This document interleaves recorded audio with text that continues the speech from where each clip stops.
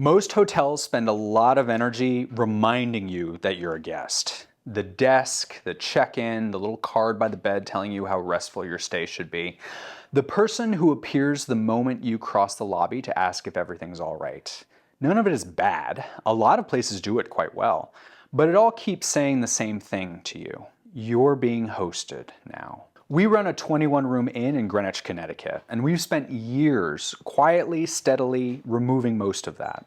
Not because we care less, but because the house feeling usually comes from fewer interruptions, not more proof. It comes from taking the right things away. If you don't know who I am, my name is Colin Pearson. I'm a fourth-generation innkeeper at Stanton House Inn in Greenwich, Connecticut. And this is a family business. I grew up around it, which means I've watched a lot of people arrive somewhere tired, and I've watched the difference between a place that makes that easy and a place that hands you a process. I want to talk about why some places feel easy the moment you walk in, and others make you manage the whole experience yourself. Guests describe the feeling all the time. They just can't always name it.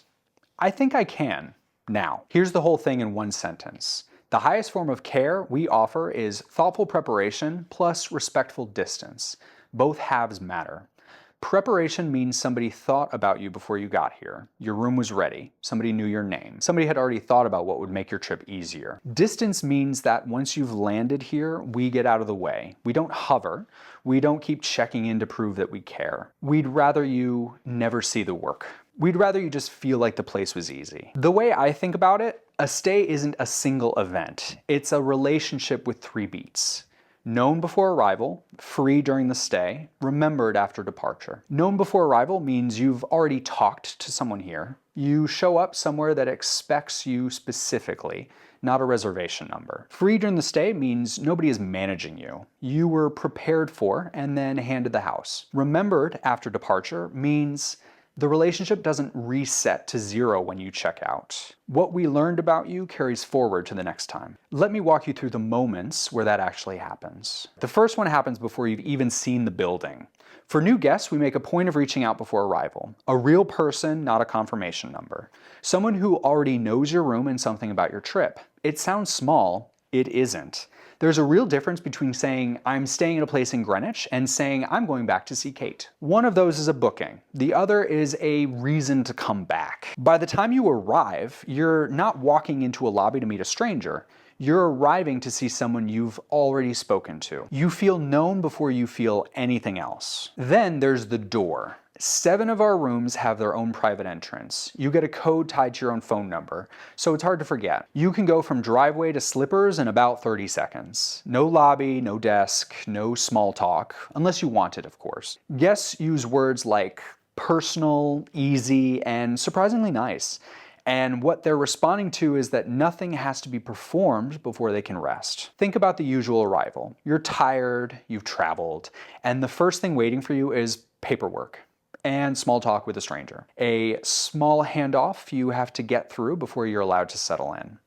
We just took that out. The transition from visitor to resident happens at the door, and nobody had to manage it. Hey, real quick, if any of this sounds good to you, click the link in the description for a free visitor's guide to Greenwich, Connecticut. This next one is the one most people miss, and it might be the most important moment in the whole stay. It's not check-in, it's the evening. Our front desk closes at 7. Which, on paper, sounds like something I should probably avoid mentioning. People assume it's a cost decision. It's not. Closing the desk at 7 is deliberate, and it's one of the most important things we do. Here's what happens after 7. The house changes. The common rooms open up. Guests come back from dinner and drift into the living room, the library, the lounge, and there's nobody watching, nobody managing the moment. One long-term guest described it as lounging by day and prowling by night. The prowl is the thing. The freedom to move through a beautiful house at 8 at night without the goldfish bowl feeling of a staffed lobby, where someone clocks you every time you cross the room. When there's no one to perform for, people stop performing. They stop being guests. They start moving through the house like they live here. You can't manufacture that feeling by adding service. You can only get it by removing the audience. You can tell someone has settled in when they develop a morning ritual here. Some come down early for coffee and cross paths with the same familiar faces. Some use the French press in the room and start off slow. Some go for a swim. Some just sit in the garden with nothing in particular to do. It's different for everyone. The pattern is the point. A guest who has a morning ritual is not staying at a hotel anymore. They're living somewhere for a few days. And nobody handed them that. We just built a place where it was possible and then left plenty of room for it to happen on its own. There's a related moment, and it's one of my favorites to notice. At some point, a guest stops treating the common spaces like hallways, like places you pass through on the way to somewhere else. They start using them like real rooms. We had a guest stay an hour past checkout once just to finish his coffee and listen to one more side of a record in the study. He called it the perfect punctuation to his stay. That's the moment. A guest who spread his work across a table in the library, found a particular chair, and gone through the bookshelves. Claimed a spot. It's one of the clearest signals we get that someone has finally settled in here. We designed for it on purpose. Deep chairs, good light, things actually worth doing. A hotel lobby is built to be passed through. We built rooms to be claimed. And then there's leaving. In most places, departure is the thing that has to happen so the room can turn for the next person.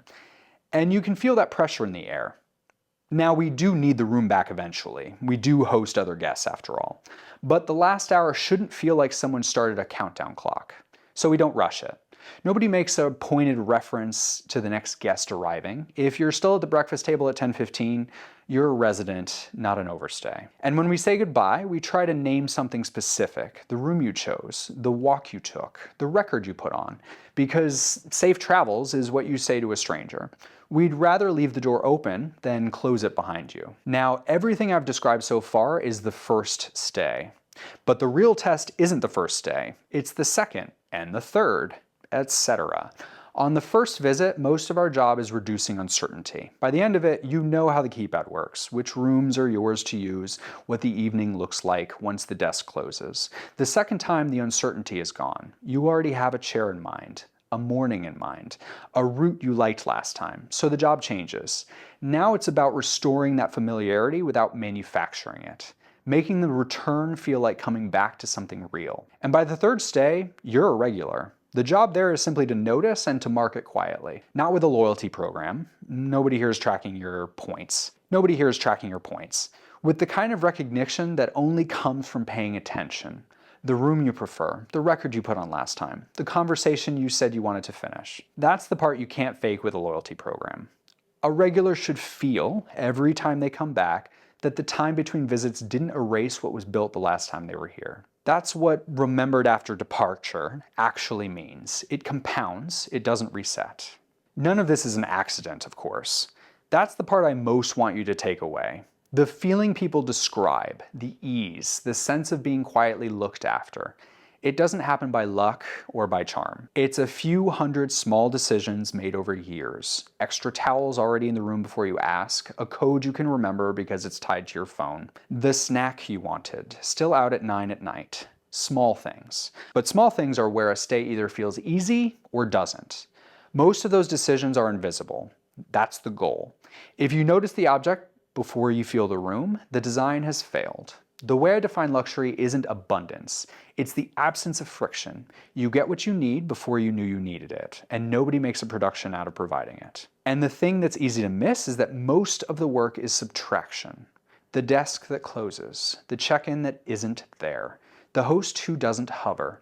The whole experience is built around the things we chose not to do. That's the part that's hard to copy. Anyone can add a service. It takes real conviction to leave something out. I should be straightforward about who this works for, because it doesn't work for everyone. If you want 24-hour service, a big resort with everything on site, and the reassurance of a familiar brand, for example, there are excellent places near us that do exactly that, and do it quite well. I'll happily send you to one. Sending someone to the right place is just good hosting. But if you can tell the difference between a recommendation and a brochure, if you value a little privacy without wanting things to feel cold, if you're escaping noise rather than looking for more of it, if you like a bit of independence and don't mind a keypad being a one-trick pony, then this is built for you. You want to feel known, not handled.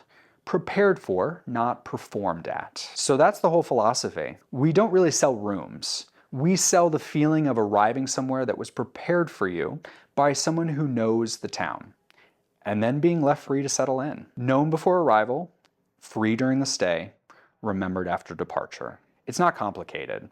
It's mostly just good manners, done carefully, at the scale of a house. Think about what you actually want when you show up somewhere after a long week. Someone who knew you were coming, a place that was ready, a door that opens without a big to-do, a few days where nobody makes you prove you're a guest. If you want to feel settled, not serviced. That's the thing we're trying to build. And now, hopefully, you understand why it feels the way it does. I'm Colin. Thanks for watching.